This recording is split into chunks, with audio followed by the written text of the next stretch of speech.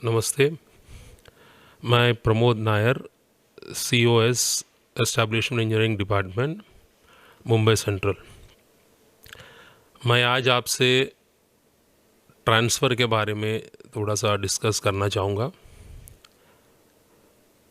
Transfer इसका मतलब ये हुआ कि कोई एम्प्लॉई अपने प्रेजेंट प्लेस ऑफ वर्किंग से ओन रिक्वेस्ट पे कहीं और रेलवे में या कहीं और डिवीज़न में जाना चाहेगा, तो उसके प्रोसीजर्स क्या है, क्या क्या कंडीशंस है फॉर द ट्रांसफ़र, उसके बारे में मैं थोड़ा सा आपसे डिस्कस करना चाहूँगा। पहले तो हम इस पे बात करेंगे कितने प्रकार के ट्रांसफ़र होते हैं। एक होता है इंटर रेलवे ट्रांसफ़र, एक होता है इंटर डिवीज़न ट्रांसफ़र और mutual transfer inter railway basis पे और mutual transfer inter division basis पे, और एक होता है ट्रांसफ़र ऑन स्पाउस ग्राउंड। ये आपका इंटर रेलवे भी हो सकता है या इंटर डिवीज़न भी हो सकता है, लेकिन इसके अलग से एक सिस्टम है, एक प्रक्रिया है जिस पे हम आगे आगे चलते ही उस पर हम ज़्यादा इसमें रोशनी डालेंगे। अब अगर से कोई एम्प्लॉई ट्रांसफ़र होना चाहता है अपने यहाँ particular present place of working से, वो बस यूं ही आज नौकरी पे लग गया तो कल एप्लीकेशन फॉर ट्रांसफ़र दे नहीं सकता। रेलवे बोर्ड ने एक minimum service condition for transfer रखा है। वो ये है कि कोई भी एम्प्लॉई अगर से on request inter railway transfer, मैं स्पेसिफिकली बताऊंगा इंटर रेलवे के लिए रूल है, वो एम्प्लॉय को मिनिमम 5 साल की सर्विस उस रेलवे में कंप्लीट करनी होगी। उसके बाद ही वो employee inter railway on request transfer के लिए अप्लाई कर सकता है, जबकि ऐसा कोई कंडीशन इंटर डिवीज़न ट्रांसफ़र के लिए नहीं है। इंटर डिवीज़न ट्रांसफ़र में कोई भी बंदा कभी भी अप्लाई करके अगर से कॉम्पिटेंट अथॉरिटी उसको रिलीव करता है तो रिलीव भी हो सकता है। इसके अतिरिक्त, इसके अलावा रेलवे बोर्ड ने एक एक्सम्पशन दिया हुआ है सर्विस कंडीशन, जो हमने पहले बताया था आपको 5 साल का जो सर्विस कंडीशन है, उसमें एक्सम्पशन रेलवे बोर्ड ने दिया है 2017 में। उन्होंने कहा है कि अगर से कोई भी बंदा inter railway transfer mutual exchange basis पे करना चाहता है और उसका 5 साल सर्विस नहीं भी हुआ है तो भी वो अप्लाई कर सकता है। दूसरा कंडीशन उन्होंने ये रखा कि अगर से एम्प्लॉई स्पाउस ग्राउंड, यानी हो सकता है एम्प्लॉई की हस्बैंड या एम्प्लॉई की वाइफ कोई गवर्नमेंट या सेमी गवर्नमेंट ऑर्गेनाइजेशन में काम करता हो, तो भी वो 5 साल कंप्लीट नहीं होने पर भी अप्लाई इस ट्रांसफ़र के लिए कर सकता है। और तीसरा कंडीशन ये रखा है कि वो रेलवे सर्वेंट जिसके डिसेबल्ड चाइल्ड हो और उस बच्चे का देखभाल वो रेलवे सर्वेंट ही करता हो, वो भी 5 साल कंप्लीट नहीं होने पर भी इंटर रेलवे ट्रांसफ़र के लिए अप्लाई कर सकता है। और चौथा कंडीशन ये है कि अगर से रेलवे एम्प्लॉय खुद फिजिकल हैंडीकैप हो तो उसको 5 साल तक वहाँ एक जगह पर रहना जरूरी नहीं है, वो अप्लाई कर सकता है फॉर इंटर रेलवे ट्रांसफ़र। तो ये जो सर्विस कंडीशन जो एक्सेप्ट किया रेलवे बोर्ड ने, उसके बारे में मैंने आपको बताया। अब पावर्स डेलीगेट किए हैं ट्रांसफ़र के लिए। पहले ये powers for inter railway transfer GM के पास हेडक्वार्टर ऑफिस में हुआ करता था। अब as per latest model SOP इस पावर को जो है DRM के पास दिया गया है। That is the powers with regard to inter railway inter division transfer on own request basis of divisional controlled cadres of NG staff lies with DRM। जो डिवीजन के कंट्रोल में जो कैडर है वो उस एम्प्लॉय को ट्रांसफ़र करने का जो पावर है ये अभी फ़िलहाल डीआरएम साहब के पास है। अगर से किसी एम्प्लॉय को आउट ऑफ टर्न आपको ट्रांसफ़र करना है, तब आपको एजीएम का अप्रूवल लेना होगा, लेकिन एजीएम का अप्रूवल लेने के पहले आपको डीआरएम के पर्सनल अप्रूवल भी लेनी होगी। अभी हम बात करेंगे कंडीशंस फॉर इंटर रेलवे और इंटर डिवीज़न ट्रांसफ़र। जैसे मैंने बताया आपको, इंटर डिवीज़न के लिए कोई टाइम पीरियड नहीं है कि 5 साल वगैरह होना, ऐसा कुछ है नहीं, लेकिन इंटर रेलवे के लिए है। लेकिन इसके जो कंडीशंस है दोनों के लिए कॉमन ही है। जैसे कि अगर से आप कोई ट्रांसफ़र चाहते हो इंटर रेलवे या इंटर डिवीज़न, आपकी पहली कंडीशन ये होनी चाहिए कि आपकी ट्रांसफ़र जो है it will be applicable on bottom seniority in grades having direct recruitment quota. मतलब जिस कैटेगरी में direct recruitment that is RRB या आरआरसी से रिक्रूटमेंट होता है, उसी कैटेगरीज में आप ट्रांसफ़र ले सकते हो। प्रमोशनल कैटेगरी में आप ट्रांसफ़र ले नहीं सकते अगर से उस कैटेगरी में 100% प्रमोशनल कोटा है। तो डायरेक्ट रिक्रूटमेंट कोटा जहां है वहीं पे आप ट्रांसफ़र के लिए अप्लाई कर सकते हो। ये पहला कंडीशन। दूसरा कंडीशन है, जो एम्प्लॉय ट्रांसफ़र के लिए रिक्वेस्ट करता है उसका जो क्वालिफ़िकेशन है वो वही होना चाहिए जो डायरेक्ट रिक्रूटमेंट के लिए उस पोस्ट का मिनिमम क्वालिफ़िकेशन है। फॉर एग्ज़ाम्पल, अगर से एक एम्प्लॉय जेई में ट्रांसफ़र लेना चाहता है तो जेई का रिक्रूटमेंट में मिनिमम क्वालिफ़िकेशन इज़ डिप्लोमा। अगर से वो जेई जो ट्रांसफ़र चाहता है अगर से डिप्लोमा होल्डर नहीं है तो उसका ट्रांसफ़र कंसिडर किया नहीं जाएगा। तीसरा पॉइंट है, अगर से कोई एम्प्लॉय रिक्रूट जेई में हुआ है और उसका मिनिमम क्वालिफ़िकेशन जो उसका जेई का है डिप्लोमा है, ड्यूरिंग इस पीरियड ऑफ सर्विस अगर से वो एम्प्लॉय प्रमोट होके एसएससी में चला जाता है और एसएससी में जाके वो ट्रांसफ़र के लिए एप्लीकेशन देता है, तो उसकी ट्रांसफ़र एसएससी में कंसिडर नहीं की जाएगी, इवन दो एसएससी के ओपन मार्केट रिक्रूटमेंट होती है। इसलिए नहीं की जाएगी क्योंकि एसएससी के लिए मिनिमम जो क्वालिफ़िकेशन है ये है डिग्री, जबकि इस बंदे का मिनिमम क्वालिफ़िकेशन जो उसके पास अवेलेबल है वो है डिप्लोमा। तो इस एम्प्लॉय को reversion in the category of JE में लेना होगा और रिवर्शन के वो विलिंगनेस देगा और हम उस एप्लीकेशन को कंसर्न्ड डिवीज़न में भेजेंगे और वहाँ की अथॉरिटी पे निर्भर होगा कि उसको कंसिडर करना है या नहीं करना है। तो ये आपकी मिनिमम कंडीशंस है फॉर ट्रांसफ़र। अब हम बात करेंगे जो प्रोसीजर अडॉप्ट किया जाता है जब हम इसको एप्लीकेशन को फॉरवर्ड करते हैं inter railway inter division transfer के लिए। एम्प्लॉय के एप्लीकेशन के आते ही जो प्रोफॉर्मा ए, बी और सी है, इसको आपको पूरी तरह से जांच पड़ताल करने के बाद अगर से आपको लगता है कि application is complete in all respects, तो इस एप्लीकेशन को आपको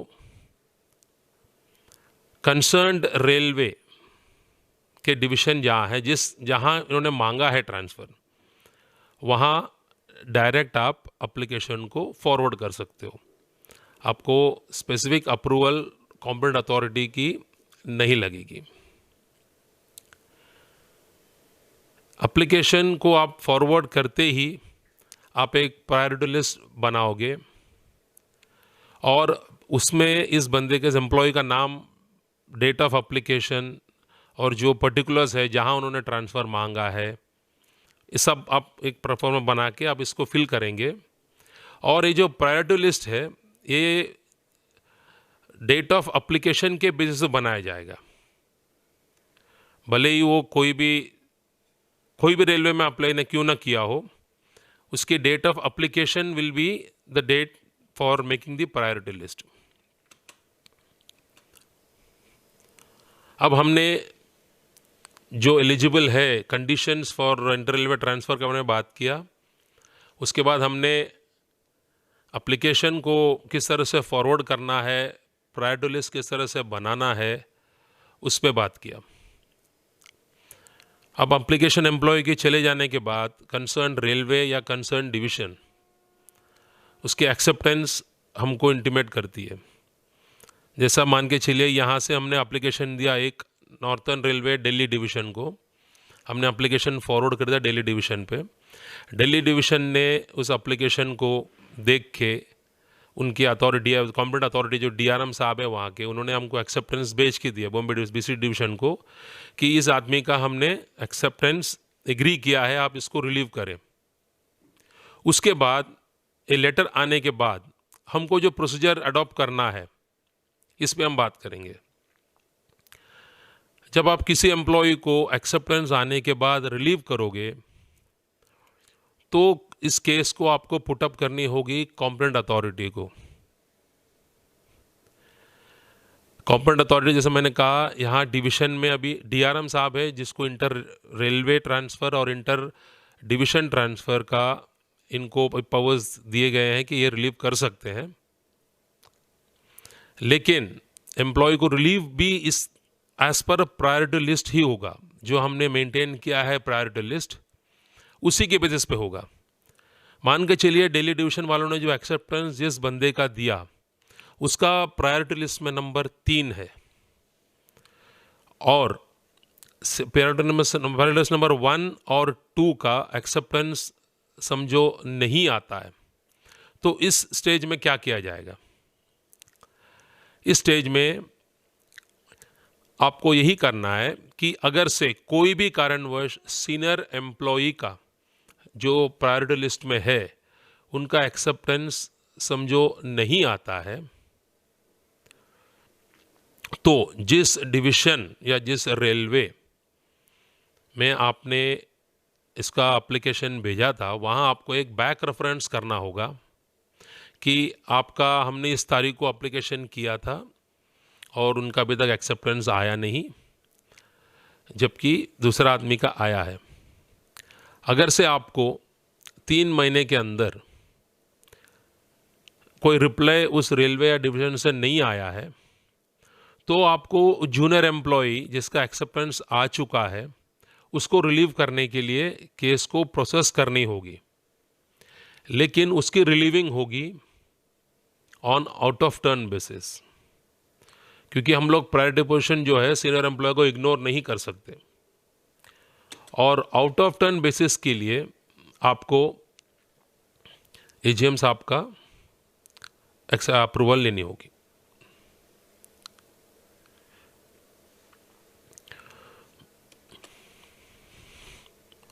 ये रहा inter railway transfer, inter divisional transfer को मैंने आपसे बात किया।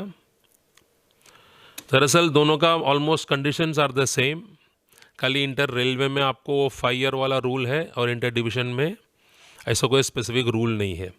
लेकिन the procedure for forwarding of application and considering the acceptance after receipt are the same. Now we will talk about mutual transfer. जैसे mutual transfer as a name suggest, mutual का meaning हुआ मेरे जगह पे आप और आपके जगह पे मैं, इसको मतलब होता है म्यूचुअल ट्रांसफ़र। इससे आपका कैडर में आदमी कम नहीं होता, ना ही आपका कैडर में कम होता है, ना सामने वाला कैडर में कम होता है। इसके लिए रेलवे बोर्ड ने कोई थोड़े कंडीशंस फ्रेम करके रखे हैं फॉर म्यूचुअल ट्रांसफ़र, जो मैं आपको बताना चाहूँगा। कंडीशन नंबर 1 है, जो एम्प्लॉय म्यूचुअल ट्रांसफ़र लेना चाहता है उनका ग्रेड और कैडर सेम होने चाहिए। फॉर एग्जांपल, एक JE P way in grade pay 4200 can only take a mutual transfer with a JEE PWA of the same grade and the same department. Engineering का JEE पीवे mechanical के JEE पीवे के साथ mutual transfer नहीं ले सकता। ये पहला कंडीशन है। दूसरा कंडीशन है, म्यूचुअल ट्रांसफ़र में जो म्यूचुअल ट्रांसफ़र लेता है उनको एक अंडरटेकिंग देनी होगी कि उनकी seniority will be whichever is lower। जैसे कि बॉम्बे और दिल्ली वालों का म्यूचुअल हो रहा है, बॉम्बे वाले का डेट ऑफ अपॉइंटमेंट 2012 का है और दिल्ली वाले का डेट ऑफ अपॉइंटमेंट 2014 का है। म्यूचुअल ट्रांसफ़र होने के बाद जो 2012 वाला बॉम्बे का एम्प्लॉय है उसको भी सीनियरिटी 2014 का ही मिलेगा दिल्ली डिवीज़न में, और दिल्ली वाले को 2014 वाला जो सीनियरिटी है वो मिलेगा बॉम्बे में। That is which ever is lower will be taken into consideration. मान के चलिए कोई एम्प्लॉई एसएससी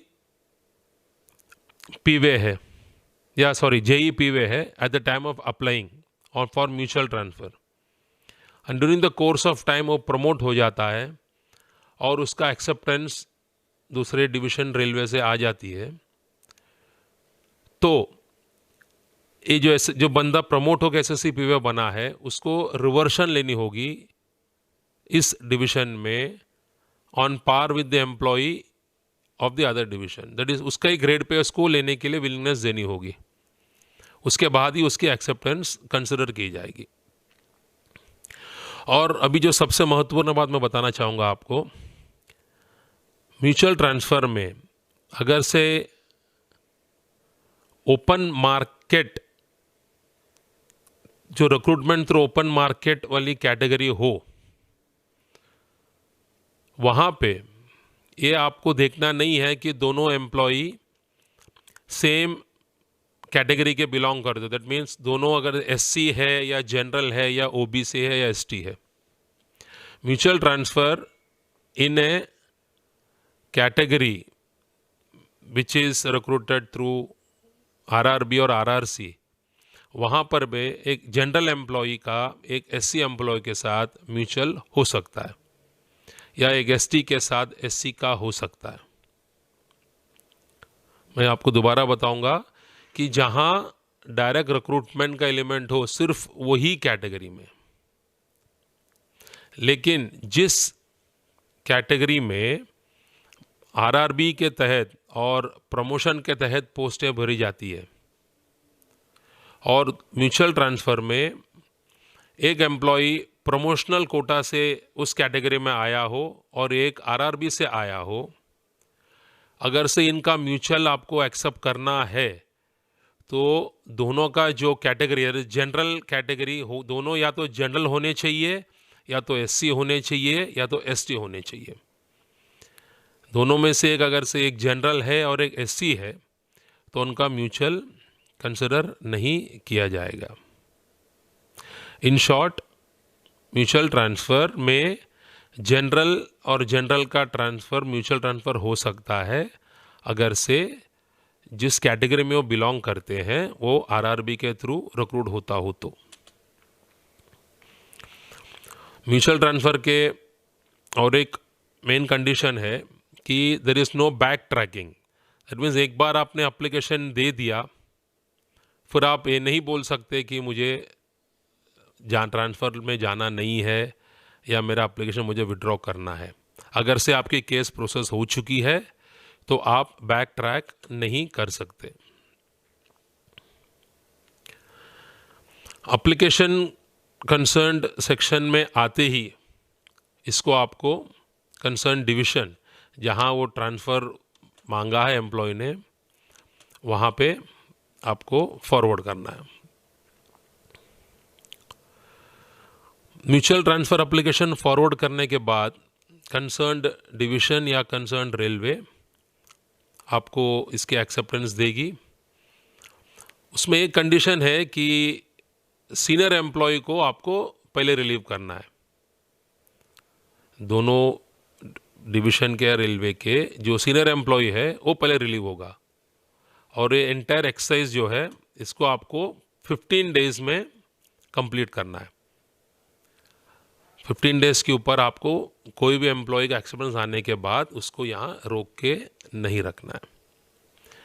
ये हमने अभी चर्चा किया इंटर रेलवे, इंटर डिवीज़न और inter railway division mutual transfer के बारे में।